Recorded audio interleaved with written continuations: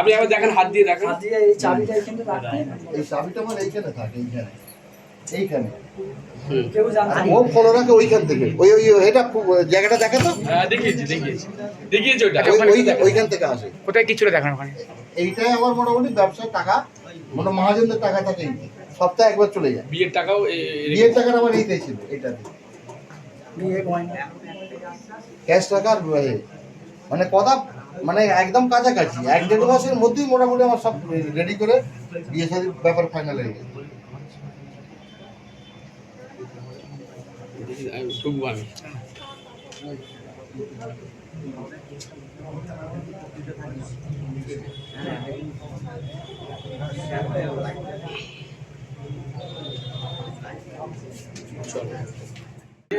কি হয়েছে বলুন তো?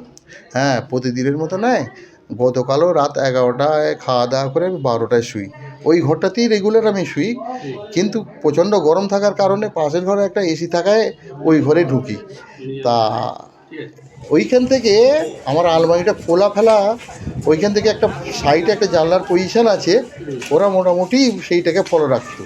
চোর দূরের কেউ নেই, একদম আশেপাশের চোর। আর আমার মানে ছেলে মেয়ের বিয়ের কথাবার্তা ফাইনাল প্রায়, সেই বিয়ের জন্য আমি মোটামুটি প্রস্তুতি নিচ্ছিলাম। সেই টাকা গয়না সমস্ত টোটাল নিয়ে চলে গেছে, প্রায় ধরুন না 11-12 হয়ে যাবে ক্যাশ টাকা। হ্যাঁ, 11-12 লাখ টাকা। গয়না 3টে গয়না অনেক দিন আগে কিনেছিলাম, খেয়াল নেই, 3টে গয়না ছিল। সব মিলিয়ে ধরুন না 3টে গয়না, ধরুন না 2.5 ভরির মতো 3টে গয়না। 3টে গয়না ছিল 2.5 ভরির মতো। 15 অবশ্যই হয়ে যাবে তো, 15 হয়ে যাবে, 15 হয়ে যাবে, 15 হয়ে যাবে। হ্যাঁ, 15 হয়ে যাবে। এটা উপরে 7 থেকে লেবে, মানে ওই ঘরটা খোলা ছিল, আর আলমারি লক করে দেওয়ার পরে আর চাবিটা আমি ওইখানেই মোটামুটি ঢুকিয়ে রাখতাম এমনভাবে যে অন্য কেউ না দেখলে আমার নিজের ছেলেও বার করতে পারবে না চাবিটা। ওরা চাবিটা রাখা দেখেছে। আপনার কি চেনার পরিচিত কেউ? পরিচিত বলতে কি, আমার তো ধারণা আমার এলাকার বাইরে কেউ চোর নয়।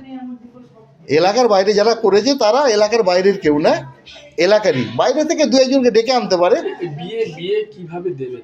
বিয়ে আর তো কোনো রাস্তা নেই, এবারে তো চাঁদা তুলতে হবে, আর উপায় কী আছে? এবারে পাড়ায় পাড়ায় চাঁদা তুলতে হবে, আর কি উপায় আছে? এই যে টাকাটা, টোটাল টাকাটা কিন্তু আমরা যে জরি লাইনের কাজ করি, আমাদের জরি গুডসের দোকান আছে, প্রত্যেক সপ্তাহে 2.5 লাখ 3 লাখ টাকা বেচা বিক্রি আছে। সেই যে টাকাটা প্রত্যেক শনিবারে দিতে হয় ওখানে, সেই মহাজনের টাকাটা 5 লাখ টাকা ছিল। মহাজনের টাকাটা, কলকাতা মহাজনের 12-14টা পার্টির টাকা আমরা মারলি। এখন কি করবেন? আর কোনো উপায় নেই, এবারে হয় গলায় দড়ি দিতে হবে, নাহলে ব্রেন স্ট্রোক হয়ে মরু। মেয়ের বিয়ে আছে, ভাই এসেছিল, তারা দেখে গেল, বললো এখন প্রশাসনের কাছে বলো ওদের কী করতে পারে। চোর তো বাইরের কেউ নেই, ইচ্ছা করলে তারা ধরতে পারে, যদি মনে করে চোর ধরে ফেলে।